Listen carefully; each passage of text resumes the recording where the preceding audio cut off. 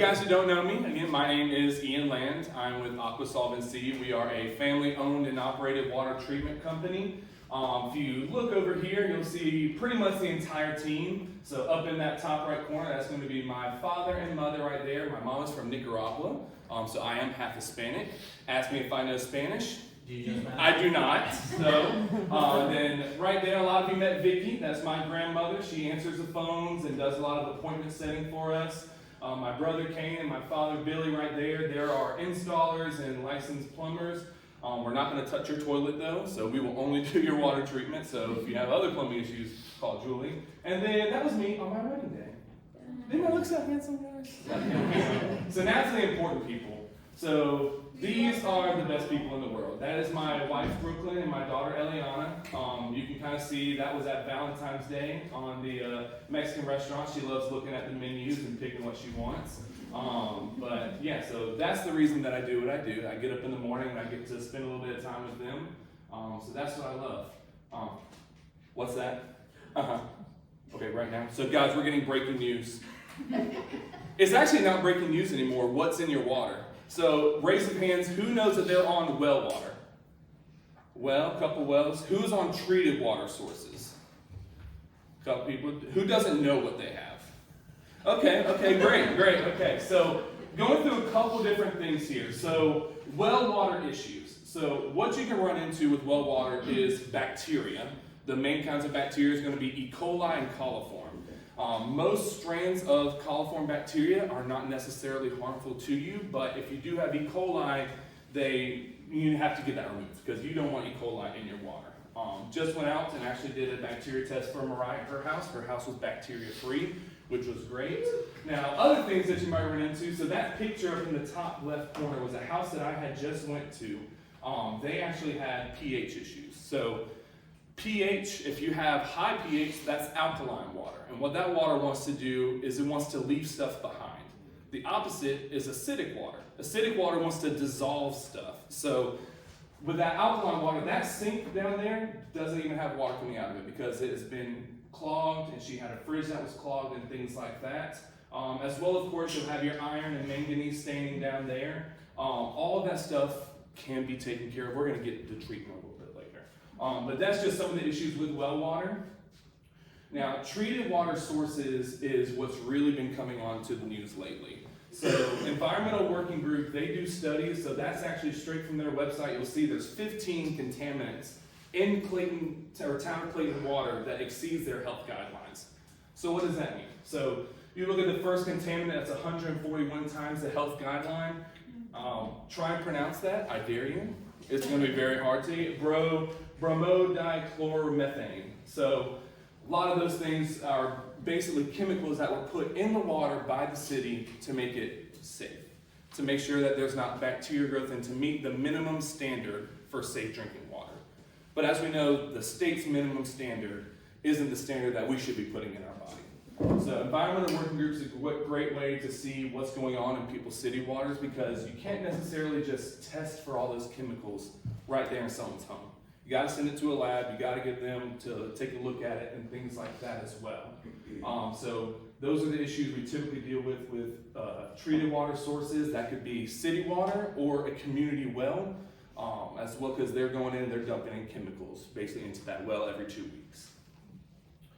So talk about hard water really quick. So if I can get 2 volunteers to come up, Lana, do you mind coming up for me here? And Jake, do you mind coming up for me here? So, yeah, Patrick. So there's going to be 2 different vials here. So we're going to talk about hardness really quick. This is going to be our untreated water straight from this faucet here. And then we're going to have this vial. This is going to be our soft water that basically just went through our mini softener right here. So all that we're going to be doing, we have a simple soap solution. So it's just soap basically.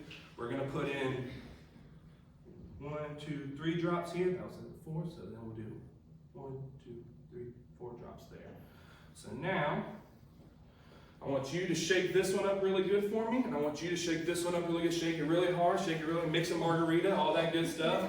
All right, stop. Somebody's good at bartender. So now, pass this around. Take a look at this one here. That's our soft water versus this one over here, that's our untreated water. You can pass those around, everything like that. This is what? That's your just untreated water there. Untreated water. So anyone Pass kind it of around. notice any differences between the treated water versus the untreated water?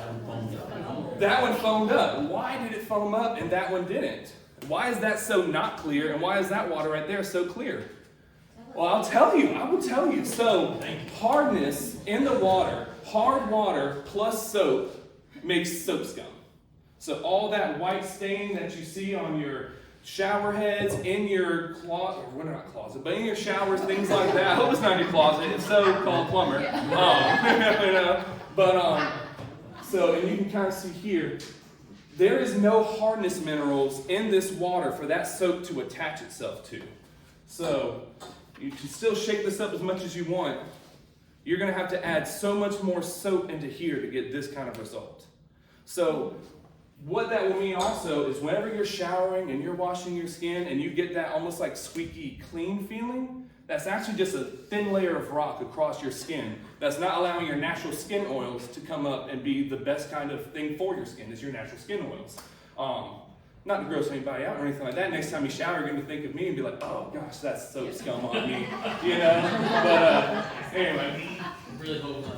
Hope you're not thinking of me in the shower. Anyway, but again, you'll see it messes with your hot water heater. That's a hot water heater element that has caked on hardness onto it. A softener is going to allow your hot water heater to be about 30% more efficient. It can, you can see, close up the pipes in your home as well. And like I said, you do actually save money on soaps. Who has to go to Ulta to get like really, really nice shampoo? All right, yeah, you got to get the nice shampoo. You don't just go to Target like me and get a 5-in-1 conditioner, oil change, everything like that in one. So now, going from hardness into drinking water. So now drinking water is what I think is the first step into people's journey to water treatment. Because what's going in your body is really what's going to be counting. So if you look over there, where do you think the Brita filters, the Berkeys, or everything like that kind of line up on that line of microfiltration, ultrafiltration, nanofiltration, and then reverse osmosis? Where do we think it is? Second from the left. No. So actually a Brita filter is going to be a little bit less than microfiltration. So Brita filter is just going to be a very small little carbon filter that's going to be in there, and that's not really going to be touching the things that you want to touch. A Brita filter will get down to about 0.5 microns. 2-minute warning. 2-minute warning, gotcha. 0.5 microns. Reverse osmosis gets down to 0.0001 microns. So that's where your difference of filtration versus purification for your water. So that's what you want going in your body there. Couple of things I just want to really quick, because I know a lot of people are probably going to ask about PFAS. PFAS is a forever chemical that is being put into the water. It's also used in firefighter foam. It's used on water repellent clothing. All these things because of its ability to not break down in nature and in our body. So if you're eating and digesting that, it's staying in your body for a long period of time. Can affect growth, learning, and development for older children and infants. It also can affect fertility and increase the cancer risk for adults. We can help though, guys, we can help. So all these are just some installs that we have done here. Over on the far right is going to be your reverse osmosis system. We're going to have a lot of different treatment options here. Don't want to go too deep into that. If you have questions, always feel free to ask me about it. And just our service matters. We have, only 10 Google reviews, which I'm working on that, but they're all 5 stars and we take care of our people. We go into homes and we tell people what we give them options of what's going to be the best water, what's going to be the start to better water, and then what's going to be good water. So, we went into a home and there was a single lady who had a young child in the home, and another water treatment company came in and quoted her $13,000 worth of equipment. This lady already had a softener in the home she just purchased. And they talked about replacing the softener, adding something for the pH, and doing 3 different kinds of filtration for the home. I got in, I tested the water on the spot. She only needed about $1,800 worth of equipment to get good quality drinking water and handle all the needs that she wanted. And that's just the kind of things that we want to do for people. We don't want to necessarily have to do the whole kit and caboodle on everybody's home. We just want everybody to have good water. Thank you guys, that's it for me.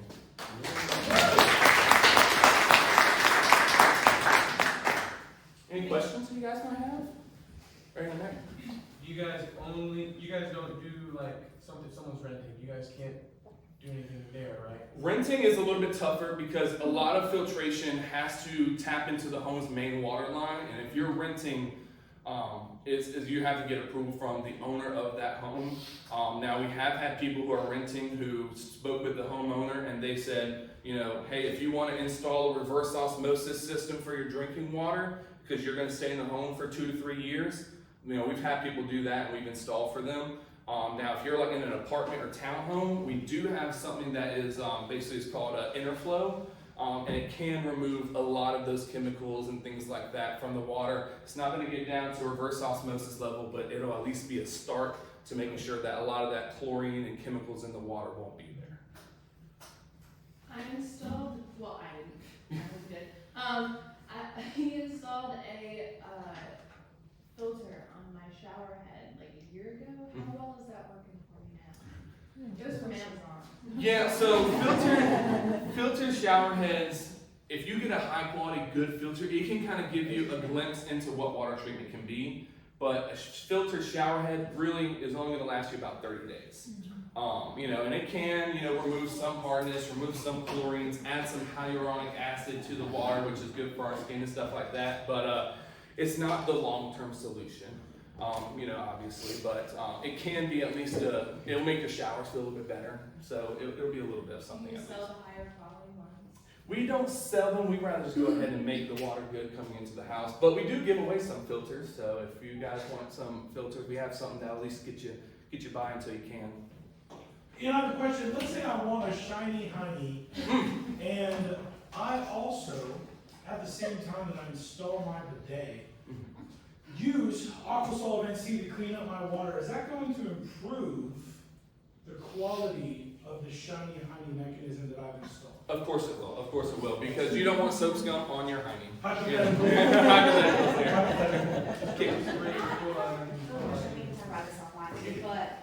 So my babies have eczema, and my Instagram is blowing up with this little thing that you hook on the bathtub that filters the water, clears up your eczema. So what we're saying is, it's not my baby's soap, but I really need better water because the water, like all that mess, is what's probably causing the flare up with the eczema. Yeah. And so, do you know if you're on well or city water? City. City water. So what's probably happening is a lot of those chemicals in that water, especially chlorine, really dry skin out really, really bad. So even just some simple carbon filtration for the whole house, that would definitely help a lot because I'm guessing this little filter that goes like right after it literally hangs down. It's probably some form of sediment filter, probably a high micron filter just to keep large chunks of sediment out. But you want some form of carbon removing that chlorine for sure. That's what I'm saying. So I saw a lot of your installs were in crawl spaces. Can Yes. you install them in closets as well?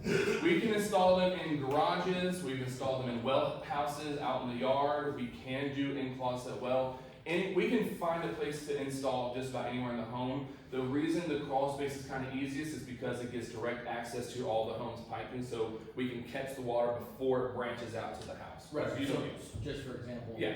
my main shutoff valve is in one of my closets because I'm on a slab. Yeah. Can you install it in that closet? We can either do it in that closet or we can find a way to get it to the garage as well. So we've done a lot of slabs that are a little bit trickier, but we've still been able to do it. So we can go into the garage. A little bit easier than having to put salt into a little closet and kind of go in there and stuff like that. Everything else sounds like a one-to-one. Let's hear it for Ian Lynn.